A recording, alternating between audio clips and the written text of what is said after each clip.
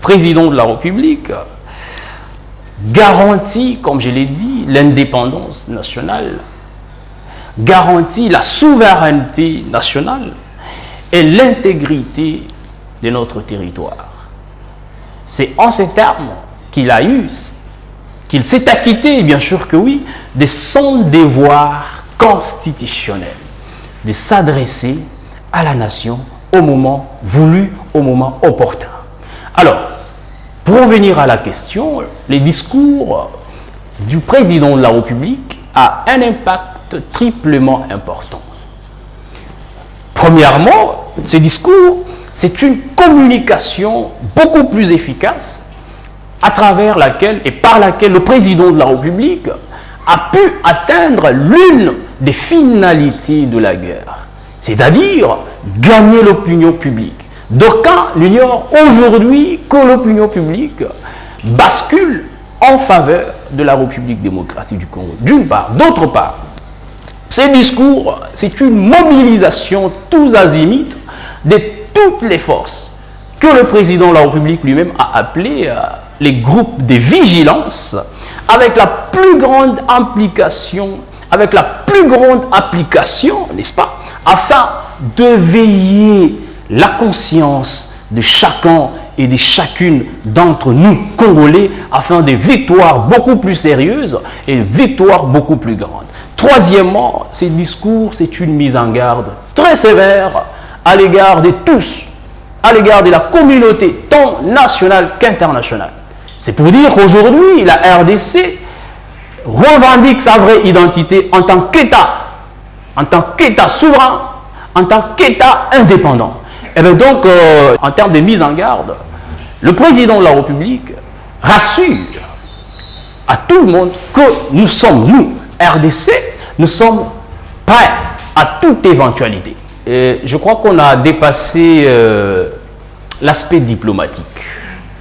C'est aujourd'hui le moment, l'opportunité de rassurer à tout le monde que la RDC est en train de passer à une vitesse plus que supérieure.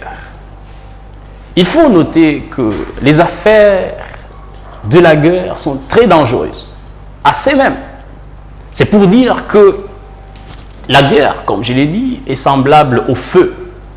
Alors, ceux qui ne veulent pas déposer les armes périront par et à travers les armes.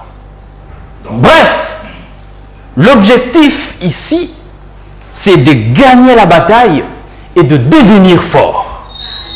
C'est ça l'objectif. Gagner la bataille, quel que soit en termes d'alliance, gagner la bataille et devenir fort. Ça, c'est l'objectif. Mais ce discours, c'est la détermination, soit d'une paix totale, soit d'une guerre totale. Il faut prendre de résolutions beaucoup plus héroïques, fondées sur des mobiles extrêmement et tout à fait rationnels, pour que nous ne puissions jamais être trahis les moments venus. En ce que je sache, la guerre a des incidences extrêmement douloureuses, très dangereuses. Mais parce qu'il est question, parce qu'il s'agit de l'intégrité du territoire national, parce qu'il faudrait que tout le monde, le monde entier reconnaisse que la RDC est un État souverain. Nous ne sommes pas un État, un sous-État des États-Unis, un sous-État de la Russie non plus. C'est-à-dire que pour l'intégrité nationale, nous sommes prêts à tout. C'est-à-dire signer les accords même avec le diable. Nous sommes prêts à tout. Et d'abord, je salue la communication du gouvernement. Nous sommes un État. De la même manière que nous, RDC, nous ne nous permettons pas de violer l'inviolabilité du territoire national d'un État XY. C'est de cette même manière, n'est-ce pas, qu'aucun État ne peut se prévaloir le droit, voulais-je dire, de violer, voilà, le territoire congolais. Ça, c'est très important. Mais aussi, il faut, pour nous, ce que nous devons retenir, c'est que la victoire est l'objectif principal de la guerre.